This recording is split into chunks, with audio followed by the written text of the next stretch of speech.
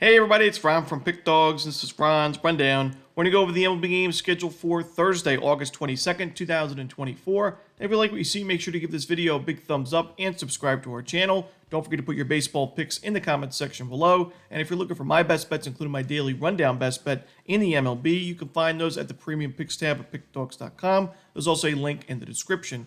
Alrighty, here we go. Here are the games for Thursday in Major League Baseball. First up, the New York Yankees taking on the Cleveland Guardians. We're going to see Gavin Williams and Garrett Cole on the mound. Williams struggled in that last game against the Brewers. It was 5 earned runs given up, and that makes it now 2 of the last 3 starts for Williams, giving up 5+ runs. I think the Yankees can get to him. They've been very strong against right-handed pitching in the last 30 days. Garrett Cole's in great form right now. His last 3 starts, all 2 earned runs or fewer in those 3 games. His strikeout numbers are where you want to see him. The control's been a lot better. I got to roll with the Yankees in this game on the run line. Next up, the Colorado Rockies taking on the Washington Nationals. We're going to see Cal Quantrill and Patrick Corbin as the starters. For me, I think Quantrill's a much better option to start this game. And while the Rockies have not been the best against lefties in the last month, I still think against Corbin they can get to him. He has not fared too well, obviously, this year. 2-12 record, 5.92 ERA. He's been better at home, but just slightly, still a 5.32 ERA at Nationals Park. And he's been one of the least profitable pitchers in baseball. So give me the Rockies in this game on the money line on the road. Next up, the Milwaukee Brewers and the St. Louis Cardinals in the NL Central. We got Freddie Peralta and Miles Mikolas on the mound. And Mikolas, not only is he not in great form where he's given up 4+ runs in his last 3 games, but he's also not fared well at Busch Stadium this year. He's got an ERA above 6 at home compared to below 5 on the road. So a 1-5 record, 6.53 ERA in those 60 2/3 innings. I think the Brewers can get to him for a few runs early. Freddie Peralta's pitching better. Recently, last game, 6 innings, 1 run against the Guardians in a low-scoring win. The Brewers are now 2-1 in his last 3 games, so he's starting to make those improvements. I got to roll with the Brewers in this game on the money line, potentially the run line as well. Next up, we see the Detroit Tigers taking on the Chicago Cubs. We got Justin Steele for Chicago, no official starter for Detroit. Justin Steele's in great form right now, and he had to leave the game early in the last start against the Blue Jays because of the rain delay, but he's been, he had a rough start to the year, and he's been battling injuries, but now his ERA is down to 3.1, and I think he pitches well. I mean, Detroit's not been great against lefties in the month of August, so I think we see a low-scoring game here at Wrigley. I think we see the Cubs winning in the end. I'm going to go with the under and the Cubs in this one. Next up, we see the Tampa Bay Rays taking on the Oakland Athletics. We're going to see Jeffrey Springs and Osvaldo Bido on the mound. Great pitching matchup in this one, underrated pitching matchup. And, Jeffrey Springs wasn't his best in his first couple of games of the season, but now his last 2 against the Orioles and the Diamondbacks, great lineups. He was able to go 10 innings combined of 2-run baseball with 15 strikeouts and only 1 walk given up, and both of those ended up being Rays victories. So, he doesn't really pitch too deep into ball games. It is a little bit of a concern, but I still like the Rays bullpen. I think we see a low-scoring game here because Bido on the other side is in great form. His last 2 games were both shutouts against the Blue Jays and the Giants. Maybe not the best lineups, but you're facing the Rays here who have not been anything special against righties recently. And Bido's been able to keep the ball on the ground, earn the strikeouts. A 1-0 and 2-0 win for the A's in his last 2 starts. Really impressive there. I think Oakland can get to Springs for a couple of runs, maybe towards the end of his outing, and maybe add a run on the Rays bullpen. So I do think the A's win this game, but I also like the under in Rays Athletics. Next up, the Cincinnati Reds taking on the Pittsburgh Pirates. Nick Lodolo and Paul Skeens are your starters.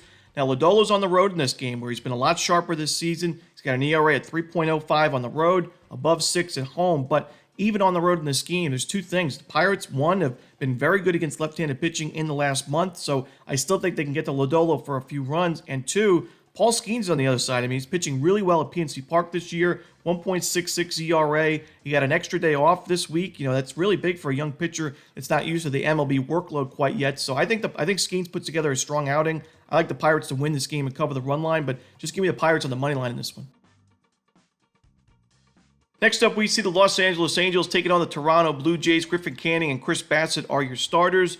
I know Bassett's not been the best in his last 5-6 starts, but I still think he's the better option in this game. And I like the fact that, the Blue Jays offense has had a pulse recently. I mean, this was a team at the beginning of the season. We knew a lot of their superstars really weren't producing at the level that we expected. But now, as they've kind of been, after the trade deadline where they were sellers and they're kind of out of the playoff picture, they've actually been able to put together some competitive performances. And I think they can get to Canning for a few runs. I mean, Canning gave up 7 earned runs in that last game against the Braves. He's not in great form, giving up 4+ runs in 3 of his last 4. I think Bassett, it was at least a step in the right direction for him in that last game against the Cubs. 3 runs in 5 innings with 5 strikeouts. I'll roll with the Blue Jays in this game on the money line. Next up, we see the Houston Astros taking on the Baltimore Orioles. We got Corbin Burnes and Spencer Arrighetti on the mound.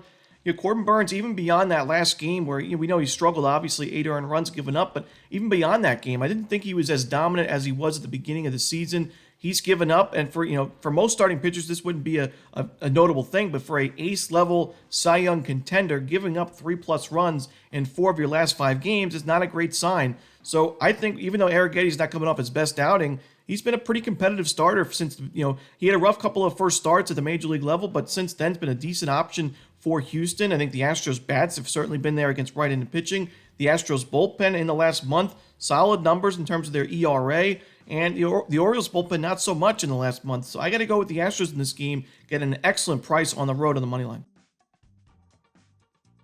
Next up, we see the Phillies and the Braves as they wrap up their series in the NL East. We got Spencer Schwellenbach for Atlanta, no official starter for Philadelphia. I don't really trust the Phillies bats right now against a right-handed pitcher. We saw Reynaldo Lopez, who was not great in his rehab start going into that game, pitch actually really well against the Phillies and was able to get out of a few jams. And the Phillies, the bottom of the lineup is really struggling. I think Schwellenbach can put together a bounce-back start, and we'll have to see who the Phillies go with on the mound. But that bullpen in the last 30 days, while I think it's improving a little bit from a rough July, is still not really where you want it to be. So I'm going to go with the Braves in this one on the money line. And the final game we're to talk about for the Thursday card in Major League Baseball, the New York Mets and the San Diego Padres. Luis Severino and Dylan Cease are your projected starters.